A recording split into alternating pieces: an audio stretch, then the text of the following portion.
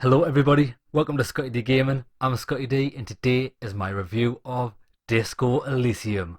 Hardcore to the mega!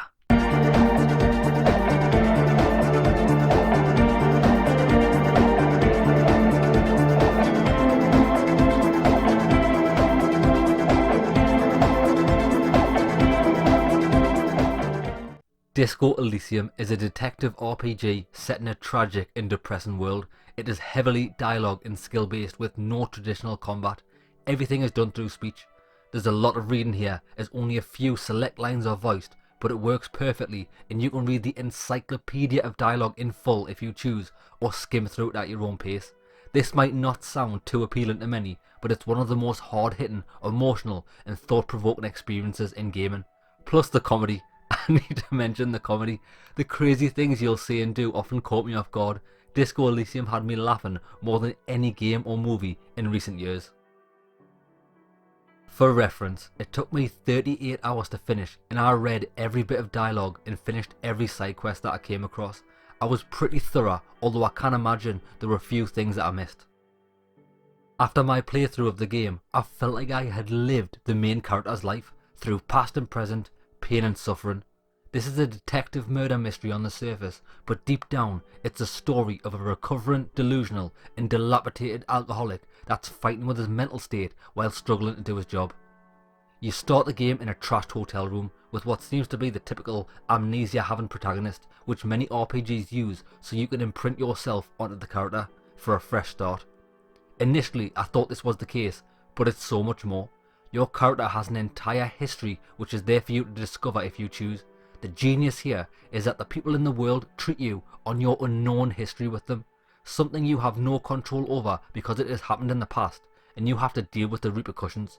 For example, early in the game you decide to call your police headquarters to ask for help on who you are, just trying to find out your own name, a relatively simple task. Not here. Your department thinks you are a joke, they are uncooperative, treat you like a moron with no respect and tell you to fuck off. Then in another instance, you call someone you suspect is involved in a murder because they didn't turn up to work after it happened. You find out it's not because of the murder, but because you were such a complete drunken and abusive arsehole to them that they couldn't take it anymore. In Disco Elysium, you don't just imprint yourself onto the main character imprints themselves onto you. Oftentimes you'll discover something about yourself and think, I'm a fucking disgrace of a human being. You can control the future though, whether you embrace the hideous person inside or if you want to turn over a new leaf and be the best you can be. It's beautiful. As soon as you start the game, you are prompted to put points into 4 overruling abilities which control what type of detective you are. These are intellect, psych, physique and motorics. Each one governs 6 different stats. Intellect controls your raw brain power, allowing you to piece things together with facts. Psych controls your ability to manipulate, empathize and pick up on strange things, even allowing you to talk to yourself and inanimate objects. Physique controls your ability to withstand pain, use brute force and tap into your fight or flight mechanisms. Finally, motorics controls your composure, hand-eye coordination and perception, letting you assess situations, notice details and maintain your poker face. You have to have a minimum of 1 in each ability, but you do have a further 8 points that you can spend wherever you want. There are a few warnings though. There is a skill cap on each set of skills, which is double the governing ability level. For example, if you put 2 points into intellect, each of the 6 skills it controls will get 2 points put into them, but can only further be raised to a maximum of 4. If you put in 5 points, each skill will start at 5 points and be able to be raised to 10. You aren't going to be Superman and master everything, so choose wisely, and even if you could, you wouldn't want to in this game, and that's because higher level skills don't just come with the obvious benefits, but sometimes negatives as well, as they start to dominate your personality and become harder for you to keep in check. High physique characters will not only be able to destroy things, use physical force and know when to back down, but they can be led on a slippery path of addiction as their strong physical self demands more drugs and alcohol to feel good, or you could end up with an oversensitive fight or flight mechanism and become too worried and scared during tense situations. High psych characters will be able to emotionally manipulate people, know when to use empathy and talk to the dead or inanimate objects, making for some very interesting dialogues. But overindulging these skills and you could become mentally and emotionally unstable, losing your mind and being unable to separate your visions from reality. High level skills are a double-edged sword, but necessary for some of the harder skill checks in the game. I played as a low intellect, low motorics, high psych and physique detective because I like to manipulate people, and if I don't get my way, I just use brute force. The experience was just phenomenal. Knocking people out and having a conversation with my own necktie is what life is about. Skills aren't just limited to passing skill checks, they shape your entire experience and view of the world around you. In conversations, I often had my strongest skills fighting for dominance and giving conflicting advice on how I should act. On one hand, my empathy skill was begging for me to take an emotional approach to get to the root of the problem, but my physical instrument skill was begging for me to use violence and steamroll someone. And due to my high psych skills and emotional intelligence, oftentimes my brain would want me to remember painful past memories which can send you into a depression, damaging your morale. I found myself torn between finding out the truth of my past or keeping myself sane. It's excellent to see the different advice your skills can give, but just because a skill tells you to do something doesn't always mean it's the best option. The choices are left in the player's hands. On top of your abilities and skills, you can earn things called thoughts through gameplay, which can be triggered during certain conversations, or if you keep saying the same things or side with particular political views or ideologies. These thoughts can be equipped in your thoughts cabinet menu and take so many in-game hours to learn. During the learning process, you'll often suffer stat penalties, but upon fully internalizing the thought, you'll often get great stat boosts or new abilities. Say sorry too many times and your brain will pull you up and ask if you are a sorry cop. Keep saying things against capitalism and you'll be pulled up for being a communist. It's hilarious when you get accused of these things because sometimes you don't realise that your choices are leading you down a dirty communist path, you closet commie you. I got a thought called the Anti-Object Task Force because I kept hitting inanimate objects like doors and post boxes. That is because, apparently, the material world is holding me back and atoms themselves are in on the conspiracy. The writing is brilliant and comical. Disco Elysium is visually stunning. It looks like a painting depicting a depressing and tragic world. The strange thing is that amongst the oppressive atmosphere are flashes of happiness, warming stories and feats of brilliant camaraderie. Aside from yourself, the star of the game is your partner, Kim Kitsuragi. He's a by-the-book detective, poker-faced, reserved, but has a heart of gold. Depending on your actions, he can become the friend you wish you had. He's such a bro.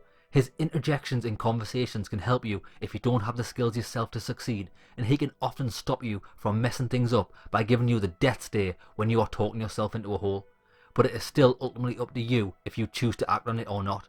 Remember though, both you and Kim can be wrong at times, so go with your gut. Some of the most amusing moments were when I was saying something completely outrageous expecting Kim to disagree, but when he doubles down on my ridiculous words and goes along with it was comedy genius. The rare times when you crack his serious persona and tease a bit of crazy out of him are completely joyous. I love Kim, and this bromance is unforgettable. What's impressive is that the rest of the cast of characters that you meet aren't throwaway or simply just quest givers. They all belong in this world, they have history, they feel like a community, and you'll have reason to talk to everybody more than once as you progress, allowing you to build relationships or knock them down. What Disco Elysium does better than any RPG that I've played is how the conversations and skill check pass or fails are handled. Just because you can pass a check does not mean that you'll get a positive outcome. Every skill check has a consequence. Even failing checks is handled brilliantly. Not only are you rewarded with often hilarious dialogue, but there's usually an alternative way to progress, such as being supported by your partner Kim, allowing you to get the same result in the end. As an example, there's an important part in the story where I had the option to use my physique on a skill check that I could pass, so I took it. It turns out that by demonstrating my brute force, it escalated the situation and it had a tragic outcome. You've got to think about what you're doing here and not just choose everything you can pass like some RPGs. Some checks are best left alone. Disco Elysium does have a few flaws that I picked up on. There's only two buttons that you use to play, the mouse click and the tab button, which allows you to highlight all interactable objects on screen. My issue is that you cannot remap the highlight to the right mouse button, which would have been perfect for some laid back gaming action.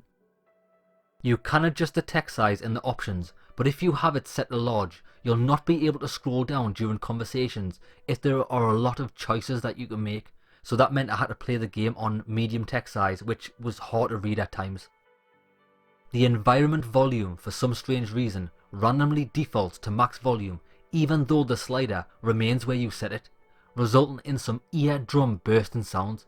I made sure to move this slider all the way down, then back to the volume I wanted before each session to get around this.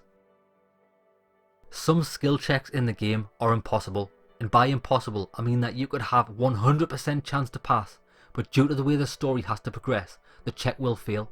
I would have preferred these moments to just be a regular continue dialogue option, because I felt like it diminished the skill system for those that had invested heavily in that particular skill. After finishing the whole game, I noticed that some skills are used far more than others, and only a select few are used for the most important decisions. Just because you invest in suggestion does not mean that you can use it in every encounter. You can only use it when you are allowed to use it, which will be at the exact same time in every playthrough, for everybody that plays. When I was picking my skills, I was hoping to be able to just bully and manipulate everyone I saw, but very rarely was that an option.